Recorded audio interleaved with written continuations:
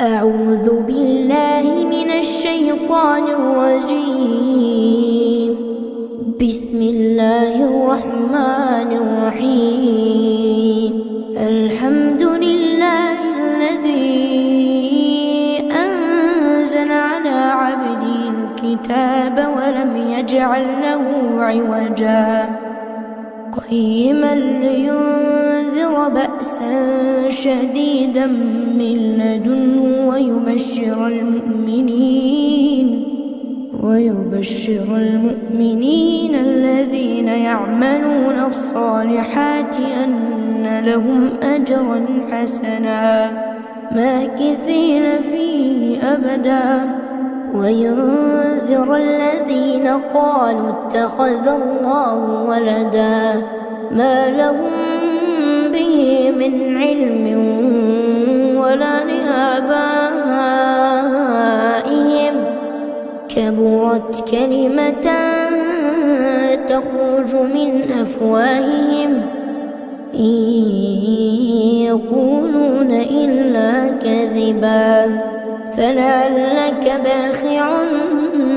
نفسك على آثارهم إن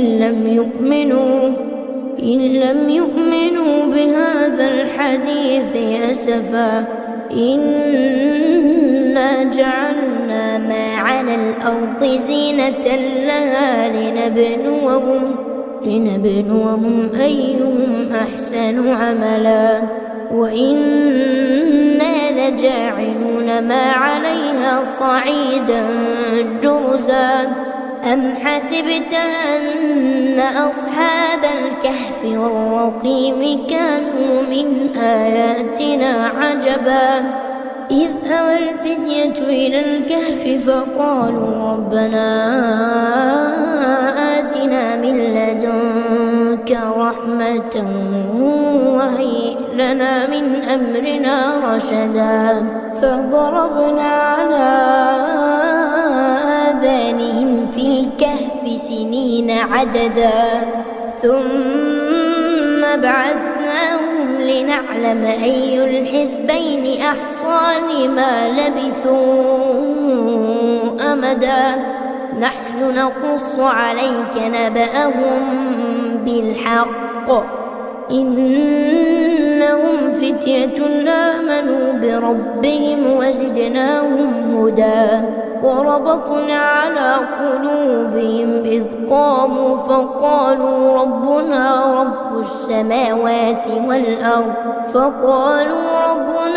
رب السماوات والأرض لن ندعو من دونه إلها لقد قلنا إذا شططا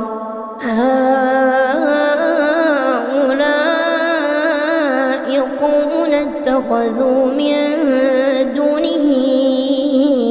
آلهة لولا يأتون عليهم بسلطان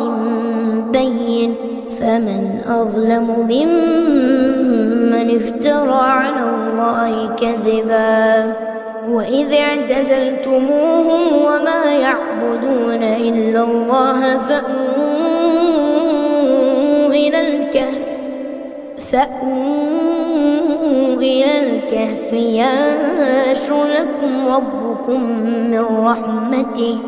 ينشر لكم ربكم من رحمته ويهيئ لكم من أمركم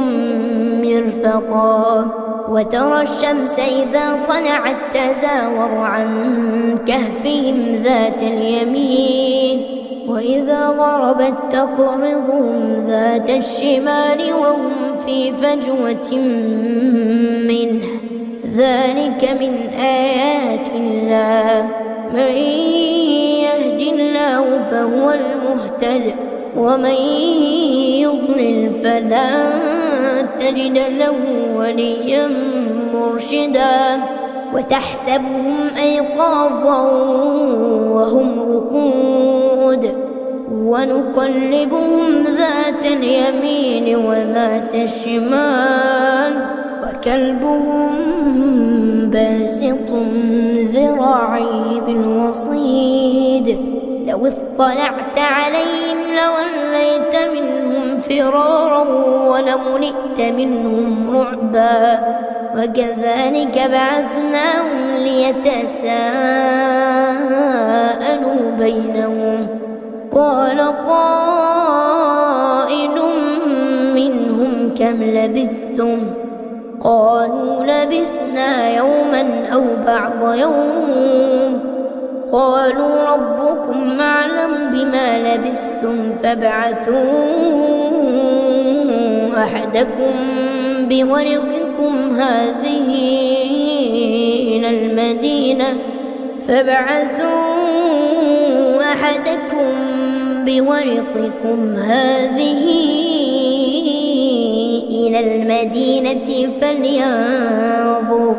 فلينظر أيها أزكى طعاما فليأتكم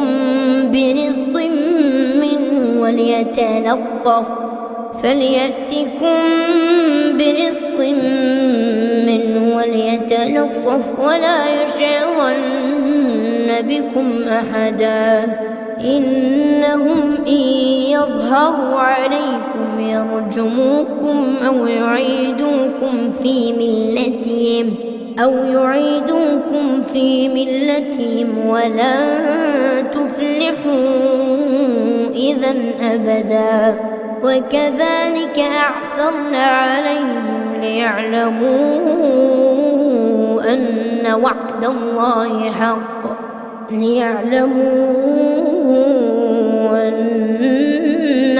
الله حق وأن الساعة لا ريب فيها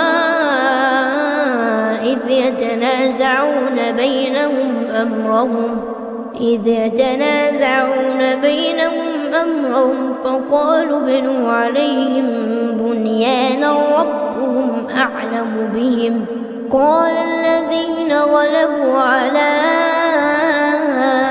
أمرهم لنتخذن عليهم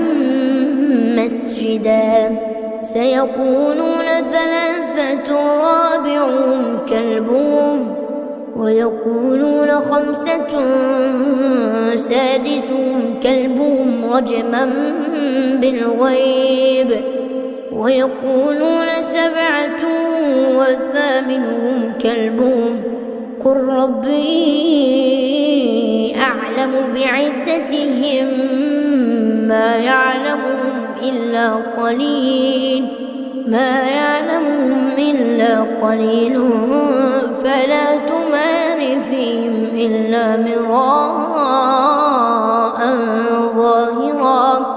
فلا تمار فيهم إلا مراء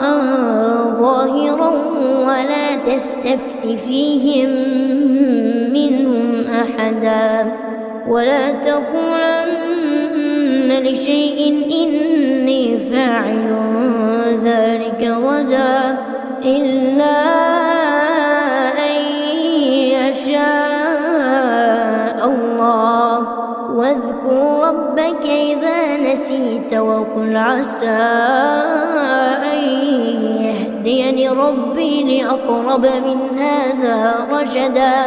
ولبثوا في كهفهم 300 سنين وازدادوا 9 قل الله أعلم بما لبثوا له غيب السماوات والأرض أبصر به وأسمع ما لهم من دونه من ولي ولا يشرك في حكمه أحدا واتل ما أوحي إليك من كتاب ربك لا مبدل لكلماته ولا تجد من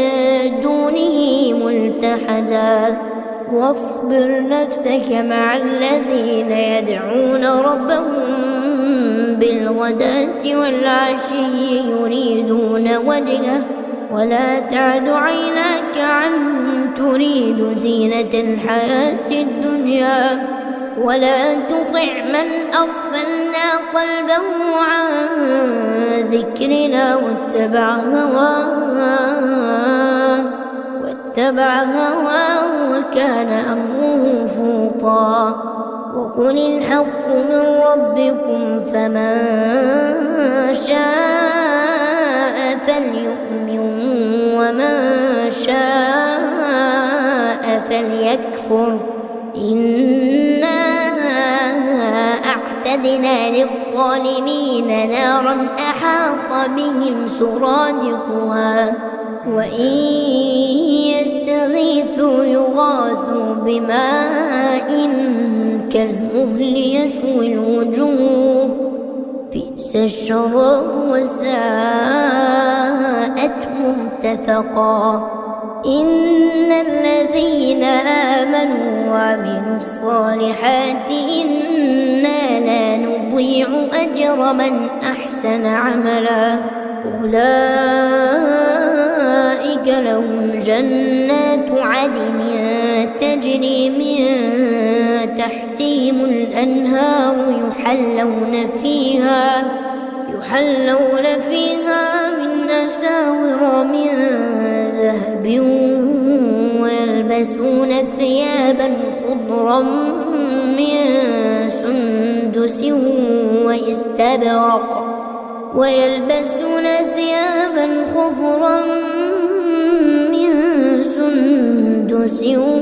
واستبرق متكئين فيها على الأرائك نعم الثواب وحسنت مرتفقا. واضرب لهم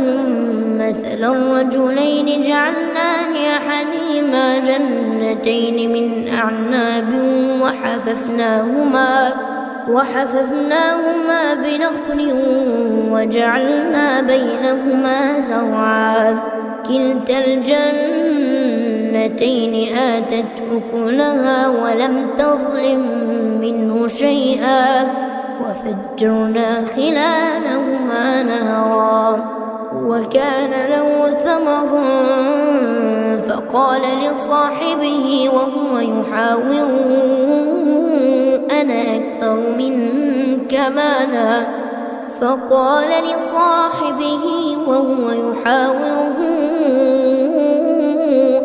أكثر منك مالا وأعز نفرا. ودخل جنته وهو ظالم لنفسه قال ما أظن أن تبيد هذه أبدا وما أظن الساعة قائمة ولئن رددت إلى ربي لأجدن خيرا منها منقلبا. قال له صاحبه وهو يحاوره أكفرت بالذي خلقك من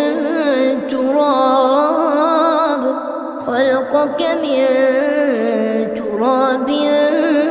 ثم من نطفة ثم سواك رجلا لكن هو الله ربي ولا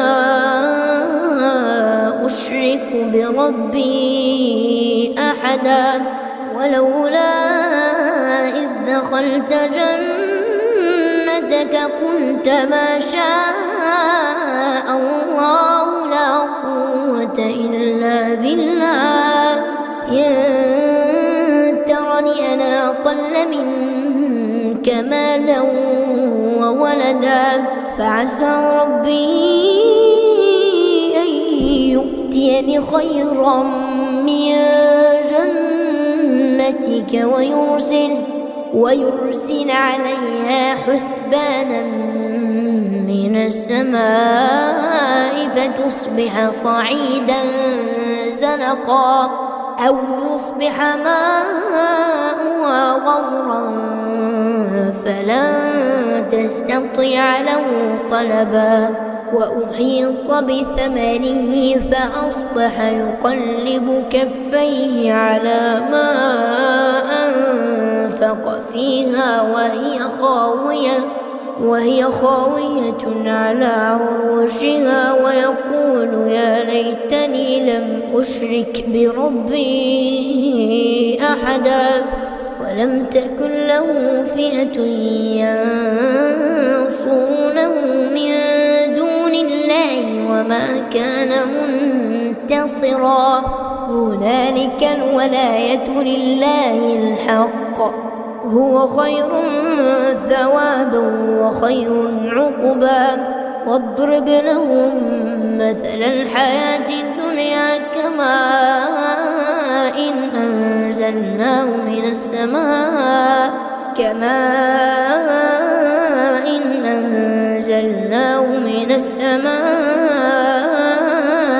فاختلط به نبات الأرض فأصبح هشيما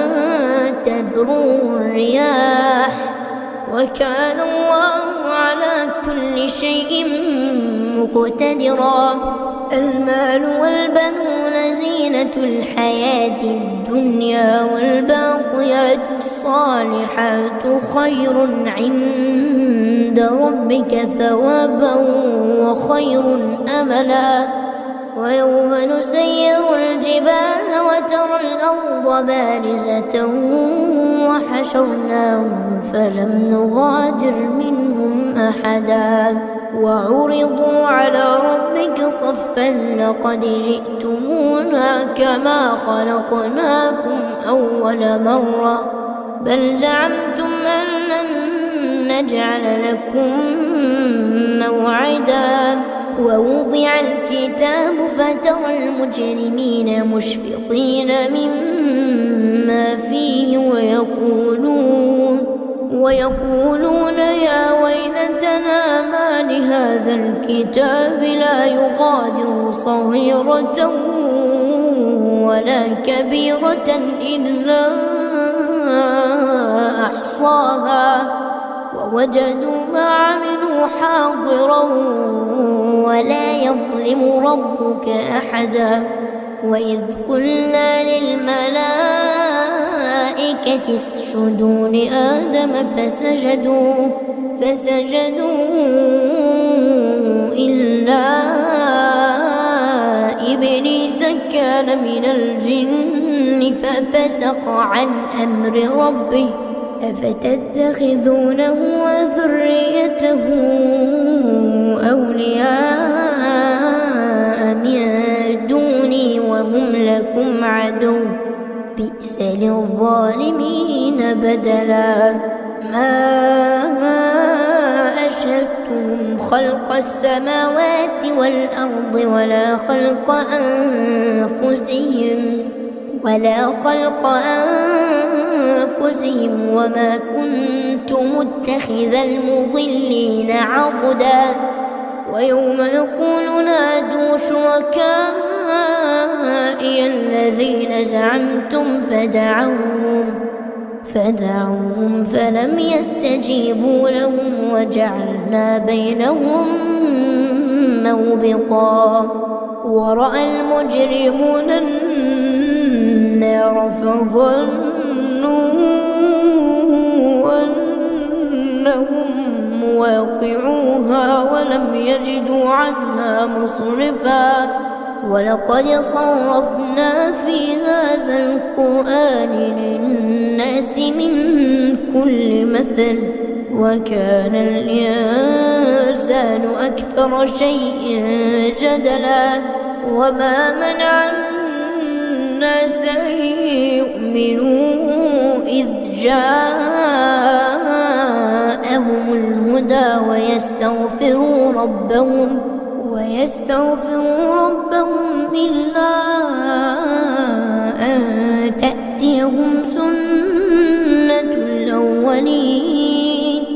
إلا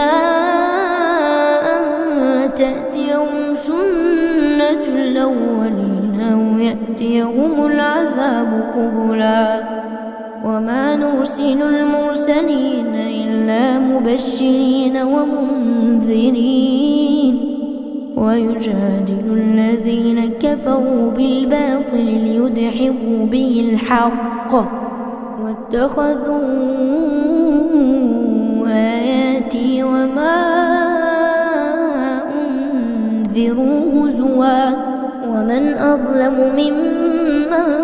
ذكر بآيات ربه فأعرض عنها ونسي ما قدمت يداه إنا جعلنا على قلوبهم أكنة أن يفقهوه وفي آذانهم وقرا وإن تدعوهم إلى الهدى فلن يهتدوا إذا أبدا وربك الغفور ذو الرحمة لو يؤاخذهم بما كسبوا لعجل لهم العذاب بل لهم موعد لن يجدوا من دونه موئلا وتلك القرى أهلكناهم لما ظلموا وجعلنا لمهلكهم موعدا وإذ قال موسى لفتاه لا أبرح حتى أبلغ مجمع البحرين أو أمضي حقبا فلما بلغا مجمع بينهما نسيا حوتهما فاتخذ سبيله في البحر سربا فلما جاوزا قال لفتاه آتنا غداءنا لقد لقينا من سفرنا هذا نصبا قال أرأيت إذ أوينا إلى الصخرة فإني نسيت الحوت وما أنسانيه إلا الشيطان أن أذكره واتخذ سبيله في البحر عجبا قال ذلك ما كنا نبغ فارتدا على آثارهما قصصا فوجدا عبدا من عبادنا آتيناه رحمة من عندنا وعلمناه من لدنا علما قال له موسى هل أتبعك على أن تعلمني مما علمت رشدا قال إنك لن تستطيع معي صبرا وكيف تصبر على ما لم تحط به خبرا قال ستجدني إن شاء الله صابرا ولا أعصي لك أمرا قال فإن اتبعتني فلا تسألني عن شيء حتى أحدث لك منه ذكرا فانطلقا حتى إذا ركبا في السفينة خرقها قال أخرقتها لتغرق أهلها لقد جئت شيئا إمرا قال ألم أقل إنك لن تستطيع معي صبرا قال لا تؤاخذني بما نسيت ولا ترهقني من أمري عسرا فانطلقا حتى إذا لقيا غلاما فقتله قال أقتلت نفسا زكية بغير نفس لقد جئت شيئا نكرا قال ألم أقل لك إنك لن تستطيع معي صبرا قال إن سألتك عن شيء بعدها فلا تصاحبني قد بلغت من لدني عذرا فانطلقا حتى إذا أتيا أهل قرية استطعما أهلها فأبوا أن يضيفوهما فوجدا فيها جدارا يريد أن ينقض فأقامه قال لو شئت لاتخذت عليه أجرا قال هذا فراق بيني وبينك سأنبئك بتأويل ما لم تستطع عليه صبرا أما السفينة فكانت لمساكين يعملون في البحر فأردت أن أعيبها وكان وراءهم ملك يأخذ كل سفينة غصبا وأما الغلام فكان أبواه مؤمنين فخشينا أن يرهقهما طغيانا وكفرا فأردنا أن يبدلهما ربهما خيرا منه زكاة وأقرب رحما وأما الجدار فكان لغلامين يتيمين في المدينة وكان تحته كنز لهما وكان أبوهما صالحا فأراد ربك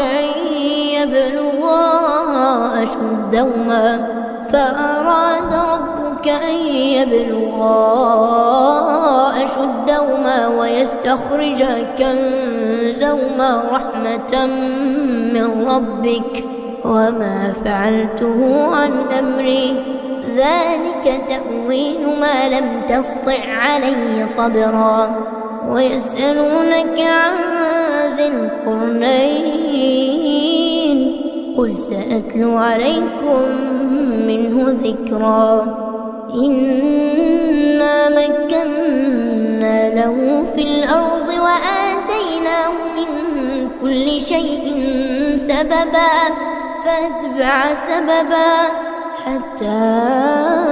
إذا بلغ مغرب الشمس وجدها تغرب في عين حمئة ووجد عندها قوما قلنا يا ذا القرنين إما أن تعذب وإما أن تتخذ فيهم حسنا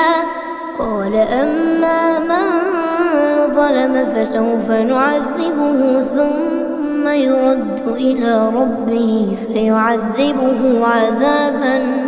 نكرا وأما من آمن وعمل صالحا فله جزاء الحسنى وسنقول له من أمرنا يسرا ثم أتبع سببا حتى إذا بلغ مطلع الشمس وجدها تطلع على قوم لم نجعل لهم من دونها سترا كذلك وقد أحطنا بما لديه خبرا ثم أتبع سببا حتى إذا بلغ بين السدين وجد من دونهما قوما لا يكادون يفقهون قولا قالوا يا ذا القرنين إن يأجوج ومأجوج مفسدون في الأرض فهل نجعل لك خرجا على أن تجعل بيننا وبينهم سدا قال ما مكني فيه ربي خير فاعينوني بقوة أجعل بينكم وبينهم ردما آتوني زبر الحديد حتى إذا ساوى بين الصدفين قال انفخوا حتى إذا جعله نارا قال آتوني افرغ عليه قطرا فما استطاعوا أن يظهروه وما استطاعوا له نقبا قال هذا رحمة من ربي فإذا جاء وعد ربي جعله دكاء وكان وعد ربي حقا وتركنا بعضهم يومئذ يموج في بعض ونفخ في الصور فجمعناهم جمعا وعرضنا جهنم يومئذ للكافرين عرضا الذين كانت أعينهم في غطاء عن ذكري وكانوا لا يستطيعون سمعا أفحسب الذين كفروا أن يتخذوا عبادي من دوني أولياء إنا أعتدنا جهنم للكافرين نزلا قل هل ننبئكم بالأخسرين أعمالا الذين ضل سعيهم في الحياة الدنيا وهم يحسبون أنهم يحسنون صنعا أولئك الذين كفروا بآيات ربهم ولقائه فحبطت أعمالهم فلا نقيم لهم يوم القيامة وزنا ذلك جزاؤهم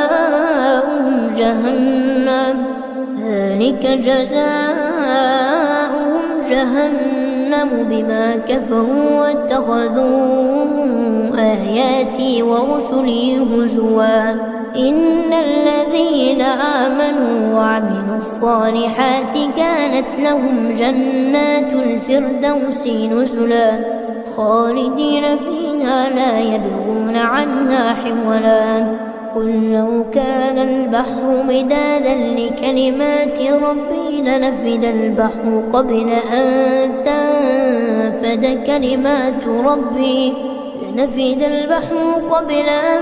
تنفد كلمات ربي ولو جئنا بمثله مددا قل إنما